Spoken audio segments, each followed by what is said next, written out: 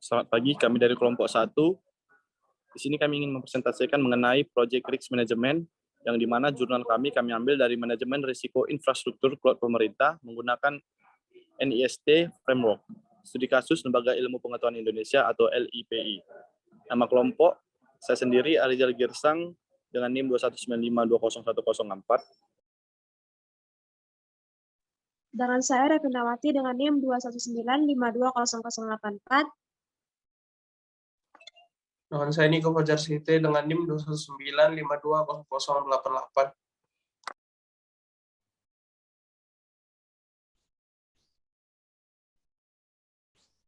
Saya Kusta Barat dengan NIM 219520077. Saya Angel Erika Laurencis Lubis dengan NIM 219520085.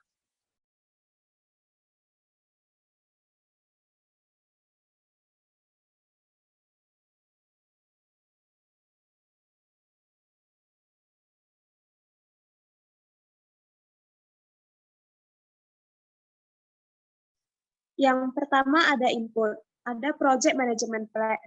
Lembaga Ilmu Pengetahuan Indonesia telah melakukan teknologi cloud computing. Namun sampai saat ini, layanan cloud computing yang diterapkan LIPI masih belum melakukan review. Pengelolaan teknologi informasi masih berdasarkan insiden yang terjadi. Risiko-risiko yang paling signifikan terhadap cloud computing adalah data breaches, data loss, account hijacking, dan sebagainya. Rencana dari penelitian ini adalah melakukan manajemen risiko terhadap penggunaan cloud computing menggunakan framework NIST SP837 Revision 1 Guide for Applying the Risk Management Framework to Federal Information System. Pemilihan framework ini dikarenakan hasil analisis framework ini paling sesuai dengan kondisi LIPI. Penelitian ini bertujuan untuk memberikan rekomendasi manajemen risiko menggunakan kerangka kerja yang telah terstandar.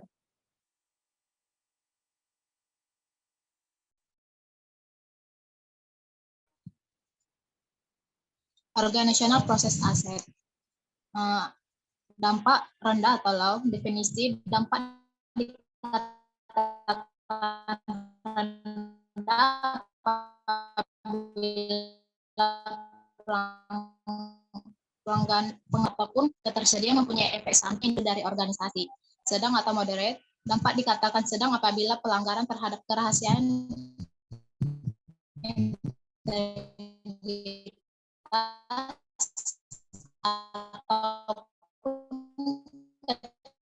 tersedia mempunyai efek baik terhadap operasional, aset maupun integritas.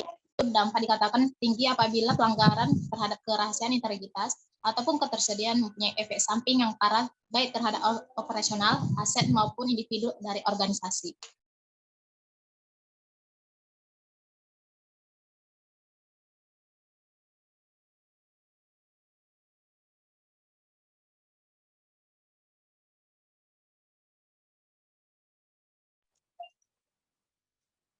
Dalam tool and teknik ada bagian expert judgment.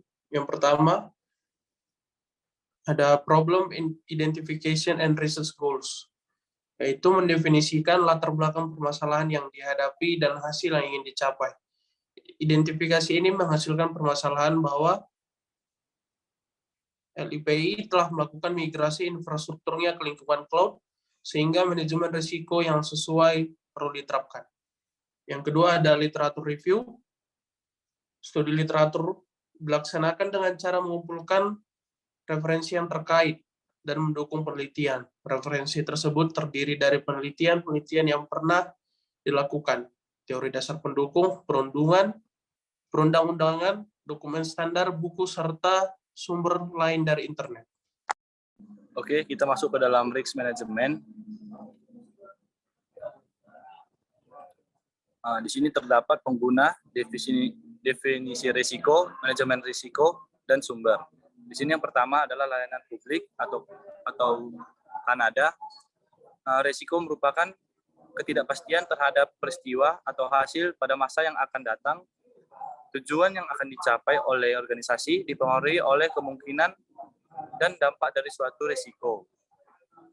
Manajemen risikonya pendekatan secara sistematik untuk mencari jalan terbaik dalam menghadapi ketidakpastian dengan beberapa tahapan. 1. Identifikasi, penilaian, memahami, reaksi dan komunikasi terhadap kemungkinan resiko. Lalu yang kedua, Government Accountability Office atau GAO USA. Definisi risiko, kejadian yang memiliki dampak negatif dan berpengaruh terhadap aset, aktivitas, dan operasional. Manajemen risikonya, proses yang berkelanjutan dalam menilai risiko, meminimalisasi potensi yang mungkin dapat terjadi, dan mempersiapkan langkah-langkah apabila terjadi risiko terjadi. Lalu, yang ketiga, ISO 31.000. Definisi risiko, akibat yang ditimbulkan dari ketidakpastian terhadap suatu tujuan tertentu. Manajemen risikonya, aktivitas yang terkoordinasi pada sebuah organisasi terkait tata kelola dan kontrol terhadap risiko. Kita masuk ke risk management plan-nya. Model SAS mempunyai level kontrol terhadap penggunaan dan konfigurasi terkait penggunaan, serta metode akses hanya melalui front end user interface. Model PAS memiliki level kontrol administratif tapi sangat terbatas.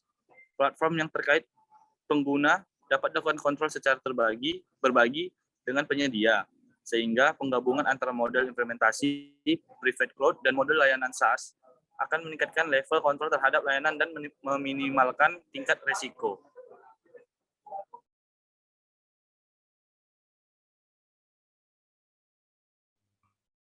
Selanjutnya, hasil dari penelitian yang telah terlaksanakan sampai tahap ketiga adalah tersusunnya rencana keamanan yang merupakan bagian dari proses manajemen risiko.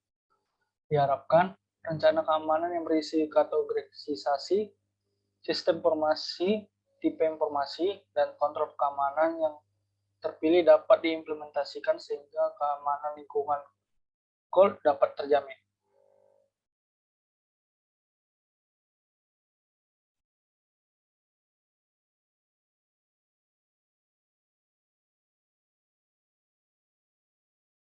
Sekian presentasi dari kelompok 1. Jika ada yang salah, mohon dimaafkan. Terima kasih.